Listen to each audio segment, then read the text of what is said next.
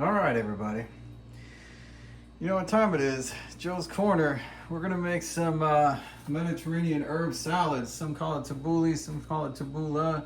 My dad taught me how to make this when I was 5. I got my own little version of it. So, normally I don't do like exact measurements, but in this one I do. I take 2 lemons, 1 lime, 2 bundles of parsley, 2 bundles of green onion, 1 bundle of cilantro, 1 nice big tomato. It could be riper than this. I just picked this one. We're gonna need some olive oil. We're gonna need some salt, and we're gonna need some cracked wheat, Bulgur, you know, it's cracked wheat. So we're gonna take the cracked wheat first, and we're going to, I don't know, layer this small pot. That's like maybe 1/4 of a cup, 1/2 of a cup. I have 1/4 of a cup. I could put a little bit more. I wouldn't do more than 1/2 a cup. Somewhere between 1/4 and a 1/2 is good. And the reason I do this first is because I'm going to put this on the stove. You can put it on medium, you can put it on high. It doesn't matter. It's just to soften it, soften ball. So I just cover it with water like so. I'm gonna just put it on like medium to high.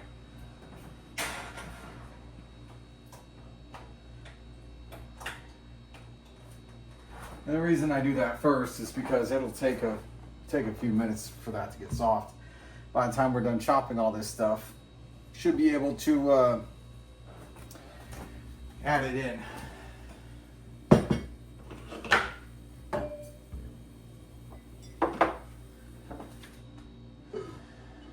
Of course, Joe's Corner is Joe's Corner because we hardly have any space.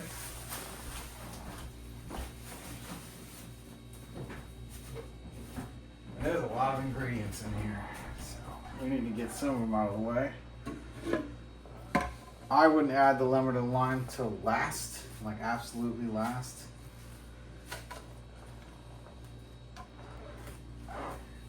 Because it'll start to degrade everything. This green onion is not perfect, so we're just gonna pull off, just shed some of the pieces that aren't so perfect. You know, not everybody's got perfect everything, right? So it's good to see that you don't have to throw the whole thing away. You can make this work. Some of this is just like, kind of like sand. You just peel it off all the way to the bottom. No reason to waste what we don't have to waste. If it looks kind of sad or it feels kind of slimy, you just pitch it. It's fine. Peel it all the way to the root when you do. There you go. It's nice about green onion, I suppose. So I'm going to take all the bottoms. You don't want any of the roots on your green onions because they're so bent. Usually they're straight.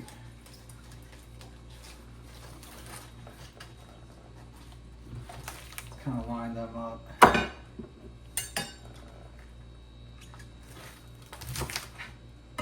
I try not to take off too much, but you know, it is what it is. So from here, I'm probably going to take like 1/2 of them. Bunch of cilantro. You get a nice big bunch is better. If you get a fair enough size bunch of cilantro, I mean, sometimes they're really chilly and some dinky ones you might need too.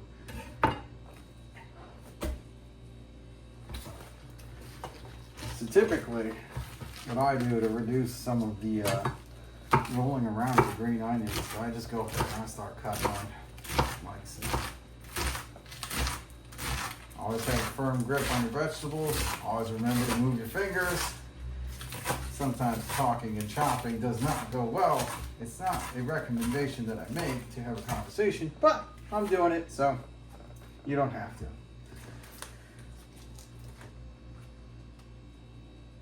So now we're going to take our blade and we're going to let the handle do the work because there's a lot of chopping here. You really can't throw this. A lot of people over the years, they try throwing it in a food processor or something, and then you just get mush. This needs to be, it's a skill. Yeah, it needs to be hand chopped. as you go, you're just gonna go watch the big chunks of onion underneath. You're gonna try and get them with your blade. Hopefully you can get most of them. You have to slow it down a bit here and there to squash them so they don't fly off your cutting board. They go right ahead. They tend to shoot everywhere if you don't chop them up with something. Cilantro will keep it in place. I'll do the other half of one of the bunches of parsley. And this is where most of your time, see, they just fly off. Most of your time will be spent just chopping. Chopping can be good for your soul. Kind of peaceful. Feel like you're working with your hands, doing something good. Good food takes time. The more you do it, the better you get. You do have to remember to kind of fold things together. And again, look at these big chunks of onion. Get them, smash them. And just kind of fold over. I want another way.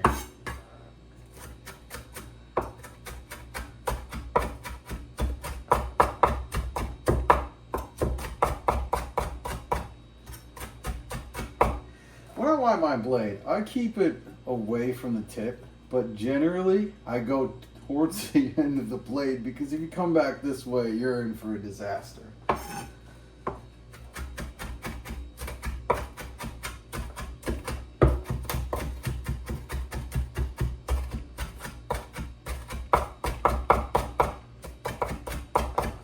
don't know if I showed that properly. I hope I did. Wipe away with the blade.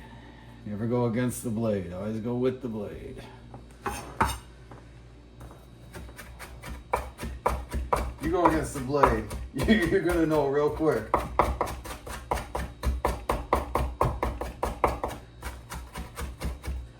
That's a pretty good texture, just as you see it right here. Most of the big chunks are gone. I folded everything in.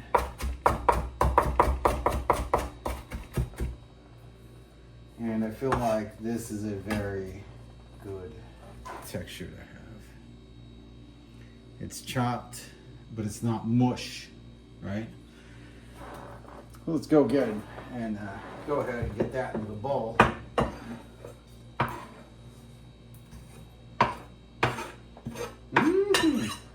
Oh, this is gonna be good.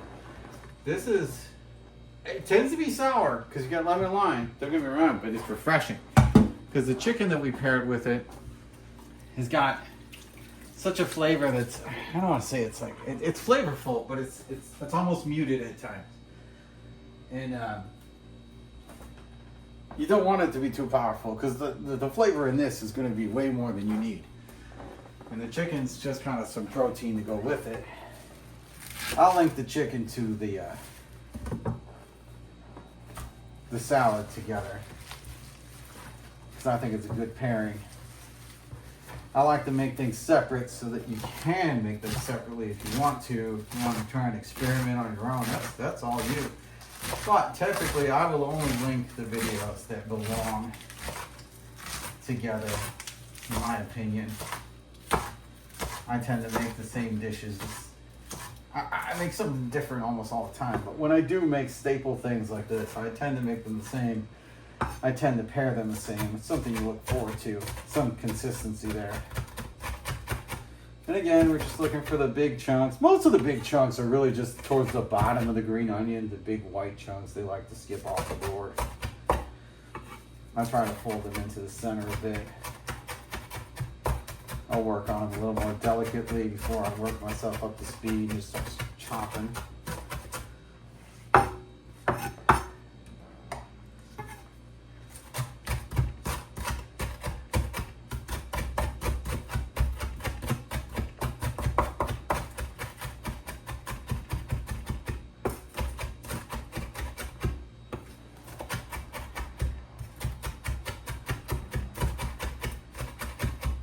And the blade is doing some of the work with the handle, don't get me wrong, but typically I put some force through it. I want to feel the board underneath my blade to know that things are actually getting chopped all the way through and I'm not just flattening them.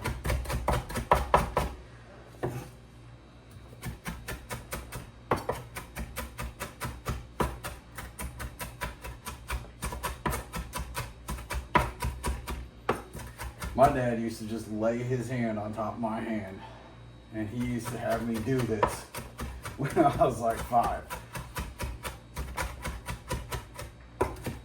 Yeah, he was great at stuff like that. I respect the blade. I made sure my fingers were safe. Next thing you know, I'm doing it all by myself. And I'm still doing it all by myself.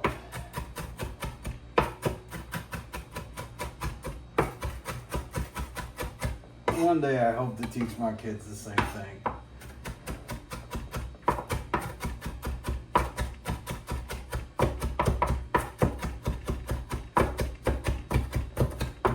It is very important to respect your blade, though. Respecting your blade is the first thing. I clean it. I make sure it's sharp. I make sure I have a good one. I make sure my fingers are never underneath it. You know, I'll get kind of silly with it at some point. So here we're kind of approaching that same texture again.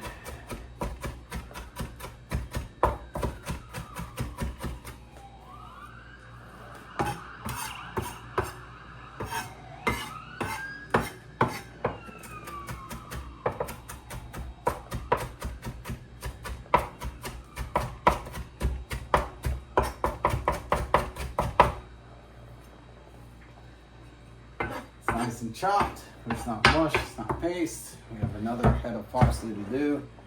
Bundle, bushel, whatever you want to call it.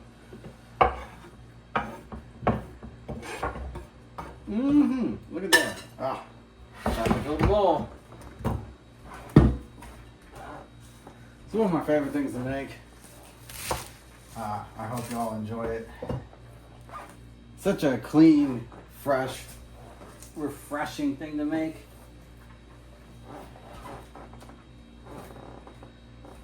I still have the cracked wheat on the stove.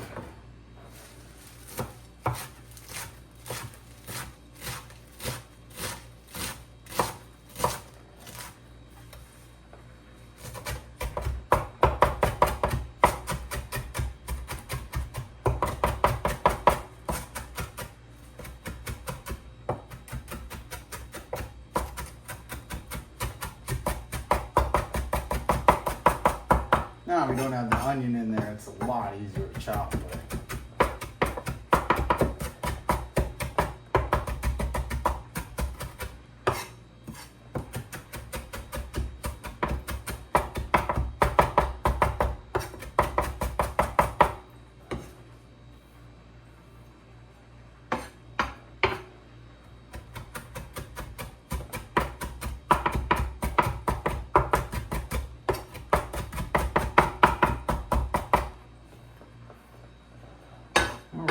So there we go, that's our last thing of parsley.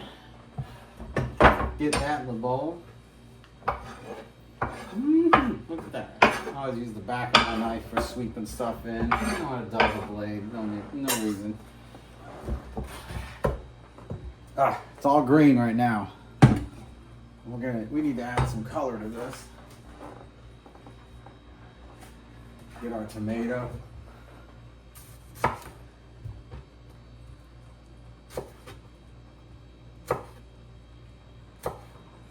And we're going to chop the tomato finely too, but we're not going to make it into a paste or a mush or anything. I like my tomatoes a little bit more firm, but if you want to, go ahead and get like a deep red tomato. It'll add some real good flavor to this. Yeah, wash my finger. Sharp knives that go through tomatoes make me happy. Sometimes you still gotta guide it just a little bit. They make me happy. Tomato skin is like notorious for not wanting to be cut. A lot of people will use serrated edges, or you get the little knives with little bubbles that are trying to go through them, but sharp works. Sharp knives are always safer than dull knives because dull knives slip.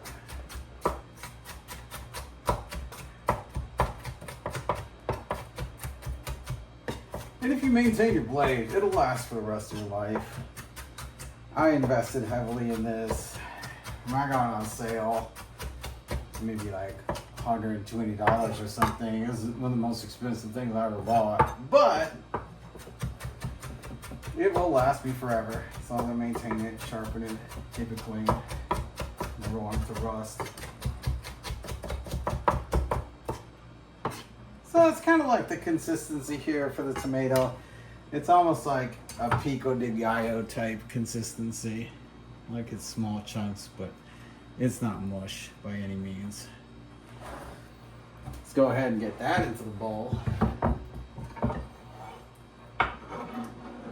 And I do like a big tomato. If you're using Roma tomatoes, I recommend using 2 or 3.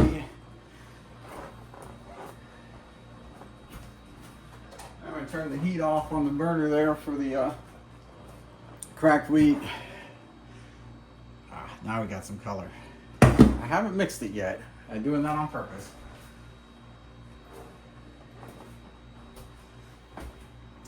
So you do need the cracked wheat to cool down a bit.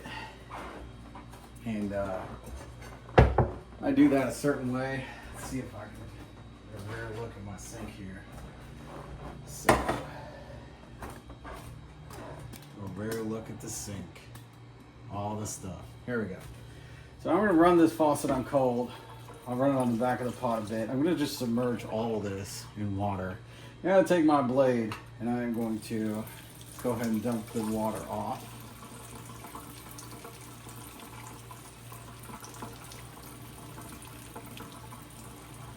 Yeah, actually, if I keep this under the water at the same time, it's clever, right? Because I'm cooling the pot and I'm letting it out. And then you don't have to drain it completely on the first rinse. Just go ahead and fill it with some cold water again. Do make sure that you don't let too much water out at one time, or you will lose a lot of your cracked wheat, which means starting the process over again. Go ahead and rinse it one more time. I don't know, 3 times, maybe 4 times, depending on how hot it was.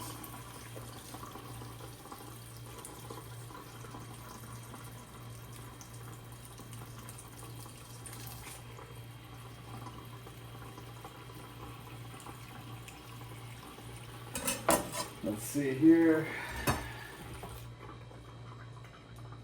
That's still a little warm.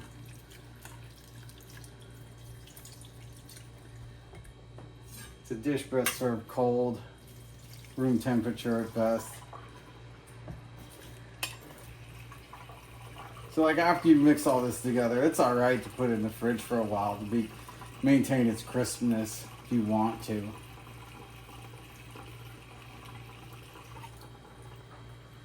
Ooh, it is hot in here. I thought it'd be funny to be the shirtless chef when it's hot in here, but YouTube doesn't like the shirtless chef. So if you even watched any of my first videos, I basically had to cover myself up with a coffee cup or something just to get like my manliness out of the video, I guess. That should be plenty cold now. You also want to drain the water out of it as best as you possibly can. So don't be afraid to like squeeze it with your hand. Kind of drain some water out. And then you can just hand put it. Here we go. Look at that camera work. It's crazy. So you just kind of want to squeeze it out by hand. Go ahead and put it into the bowl. That way you don't let the excess water in. Kind of ruins the texture of things. So now I have a little bit of water left over in here. A little bit of cracked wheat. It's fine. I'll just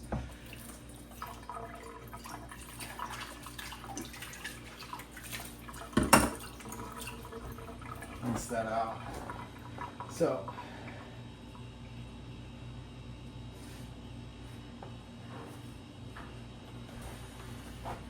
and we're back to the bowl.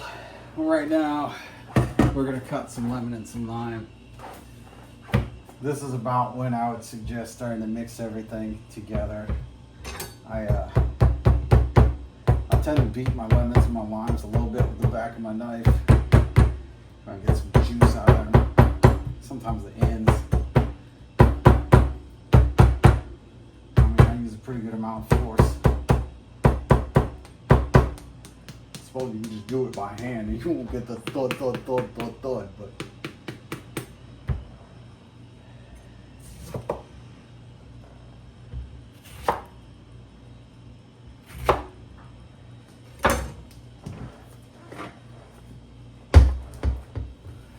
And we're just gonna juice them.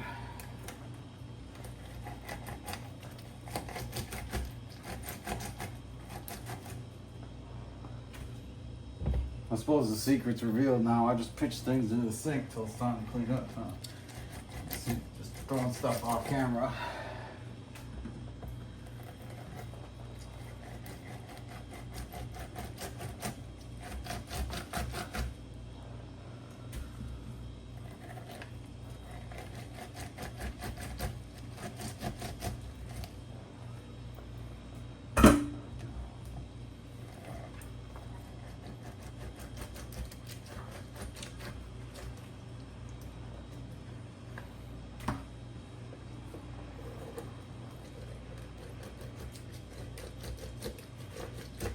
Obviously you don't want any seeds, but if you get pulp in this, it's fine.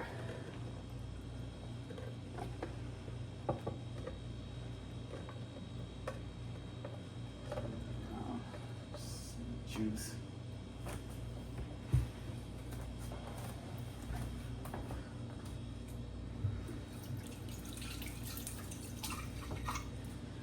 Okay, so now we got the juice, we've added the cracked wheat. We're gonna need the few final touches to this. We're just gonna pour the juice in there, kind of spread it around. None of this is mixed yet. So it just looks like this. I mean, you wanna flatten that out a little bit, you can. So that's what it looks like. And now we're gonna put a gentle covering of olive oil on.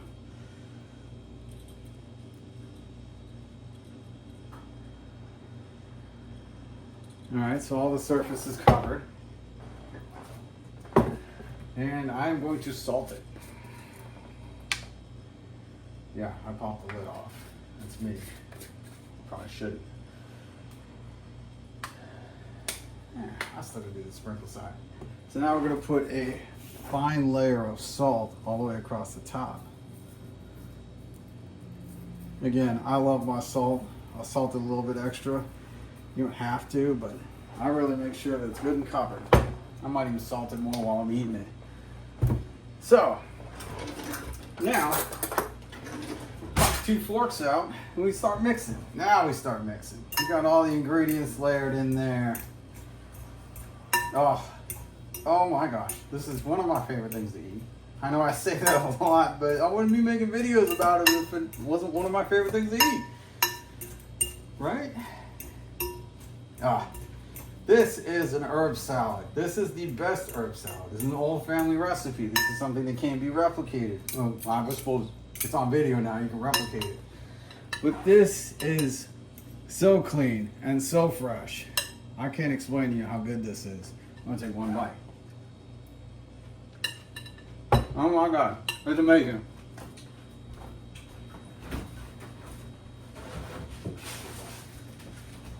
And here's how we garnish it. I eat it with chicken. I'll link the chicken. Don't get me wrong.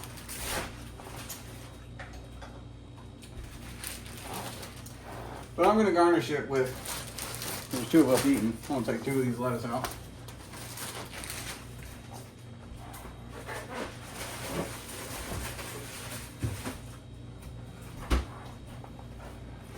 Strip some of the, a little bit dead. We'll just pull some of the leaves off.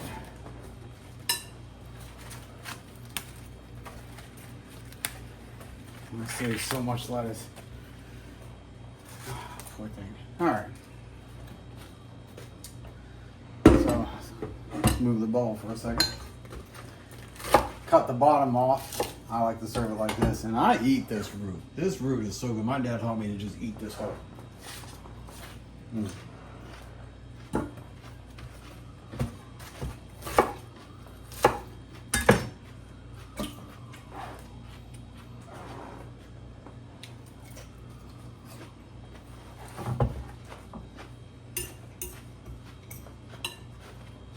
All right, you just put these right in there. You can just peel and eat. I mean, you can just use it as a spoon if you want to.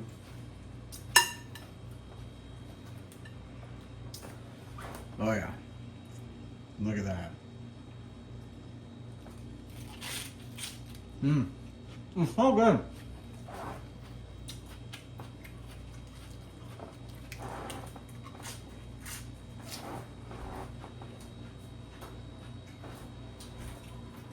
You take that and